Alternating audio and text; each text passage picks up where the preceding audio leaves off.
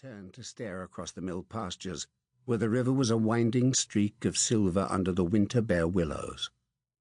He was wearing boots, breeches, a jerkin, and a deerskin coat, and he had no idea that his death was a few heartbeats away. Hook released. It was a smooth release, the hemp cord leaving his thumb and 2 fingers without so much as a tremor. The arrow flew true. Hook tracked the grey feathers, watching as the steel-tipped, tapered ash shaft sped toward Peril's heart. He had sharpened the wedge-shaped blade, and knew it would slice through deerskin as if it were cobweb. Nick Hook hated the Peril family, just as the Perils hated the Hooks. The feud went back 2 generations, to when Tom Peril's grandfather had killed Hook's grandfather in the village tavern by stabbing him through the eye with a poker. The old Lord Slayton had declared it a fair fight and refused to punish the miller, and ever since the Hooks had tried to get revenge. They never had. Hook's father had been kicked to death in the yearly football match, and no one had ever discovered who had killed him, though everyone knew it must have been the Perils. The ball had been kicked into the rushes beyond the manor orchard, and a dozen men had chased after it, but only 11 came out.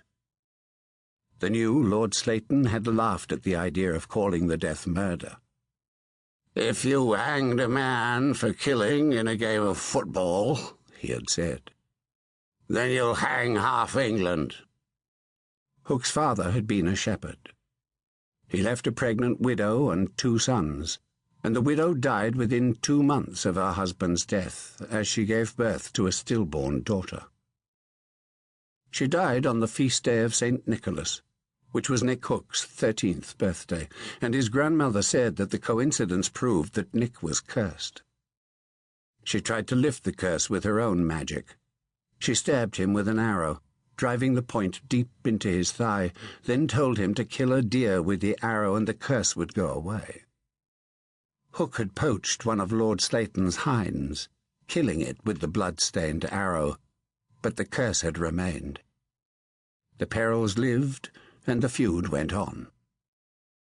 A fine apple tree in the garden of Hook's grandmother had died, and she insisted it had been old Mother Peril who had blighted the fruit.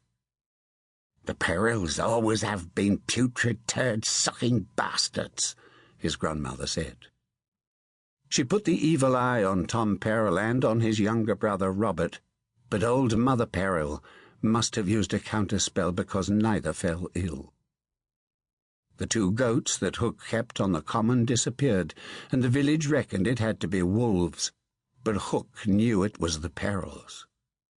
He killed their cow in revenge, but it was not the same as killing them. "It's your job to kill them," his grandmother insisted to Nick, but he had never found the opportunity. "May the devil make you spit shit," she cursed him, "and then take you to hell." She threw him from her home when he was 16. "Go and starve, you bastard," she snarled. She was going mad by then, and there was no arguing with her.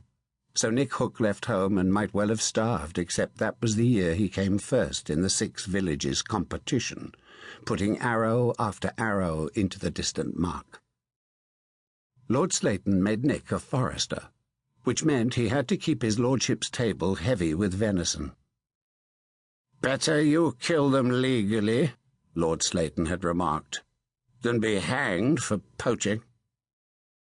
Now, on St. Winebald's Day, just before Christmas, Nick Hook watched his arrow fly toward Tom Peril. It would kill, he knew it.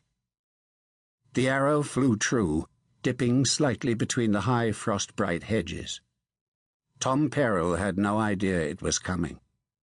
Nick Hook smiled. Then the arrow fluttered. A fledging had come loose.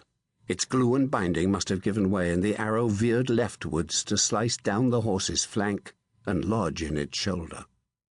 The horse whinnied, reared, and lunged forward, jerking the great elm trunk loose from the frozen ruts. Tom Peril turned and stared up at the high wood, then understood.